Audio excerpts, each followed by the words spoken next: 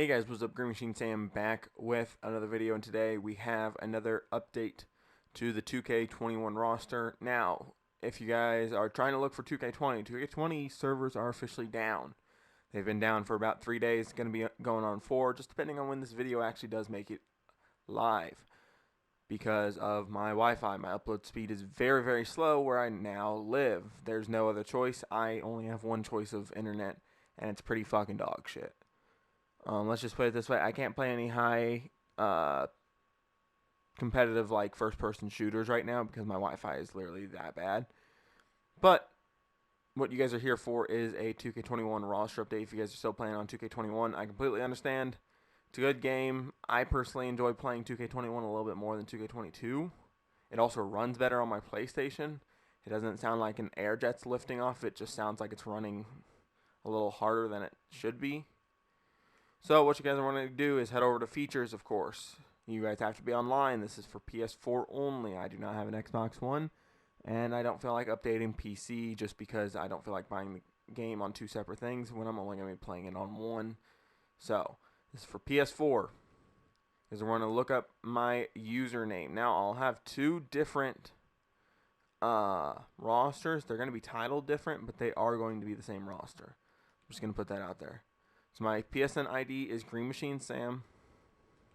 All one word. No spaces, no special characters, no nothing. The ones that should bring up is all of these. And you guys are gonna grab the NBA 2K22 New Year's 1-3-22. It doesn't have the most downloads. It just replaces one of your old ones.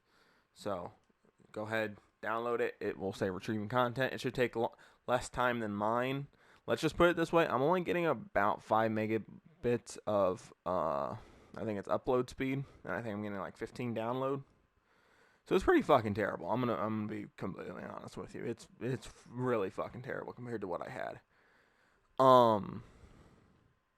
Ages are completely up to date. I went in and fixed everybody. If there is somebody wrong, let me know. We're going to address a couple things as well. I cannot get exact money. Some of the yearly salaries, I can't go past $38.15 million. Some of them had team options that I didn't know about. I didn't know Lonzo, DeRozan, Caruso all got team options on the end of their deals. But I didn't really feel like going in and fixing those. So ages, overalls are correct.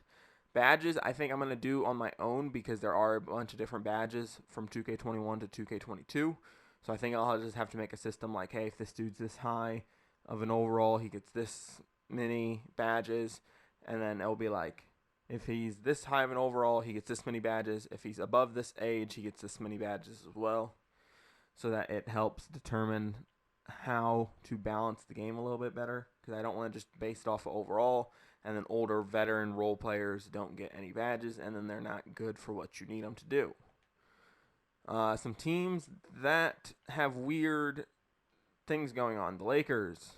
I know if you go look at the 2K21 roster, they still have Rondo. They still have Isaiah Thomas.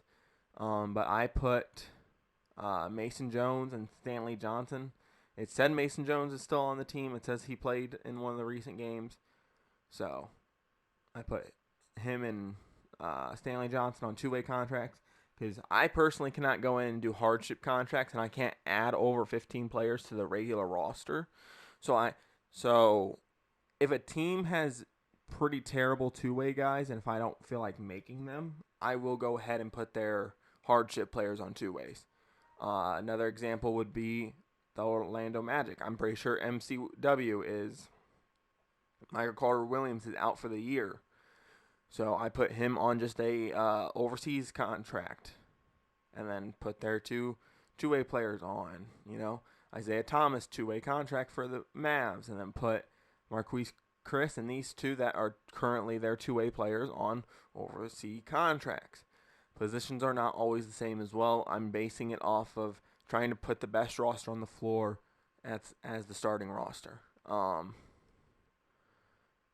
I could do something with Kyrie and Ben. I could just mark them down as personal reasons. But then again, I prefer not to. Because if I want to go play just like a play now game, I want to play the best team.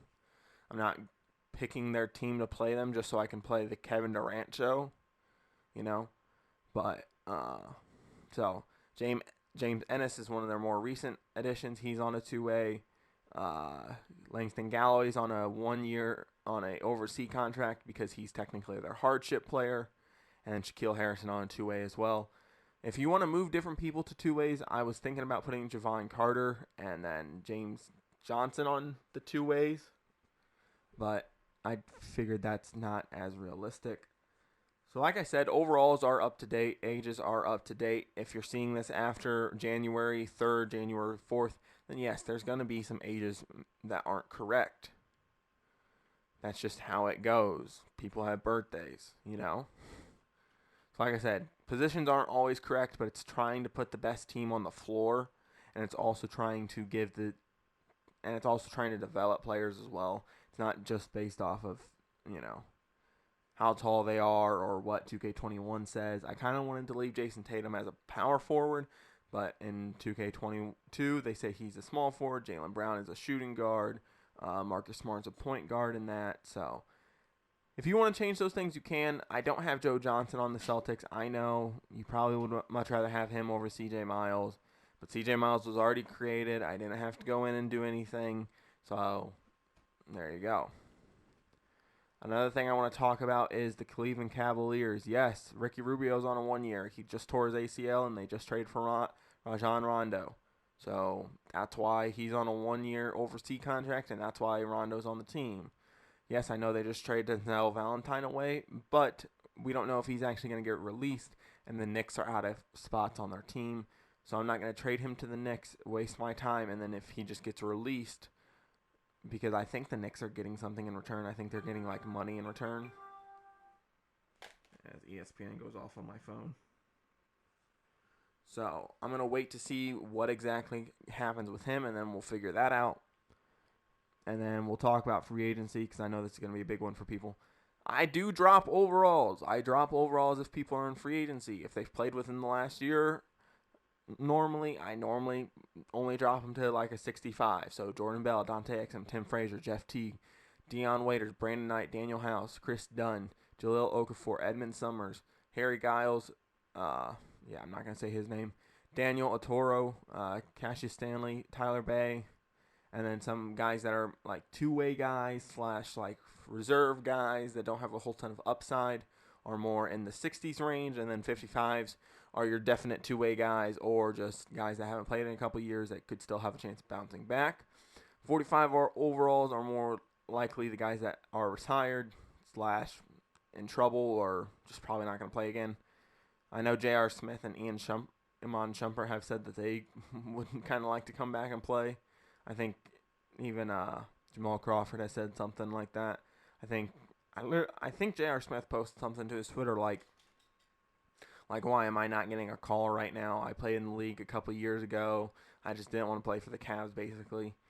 So ages may not be up to date in the free agency pool, but they should be very close. They might be a year off.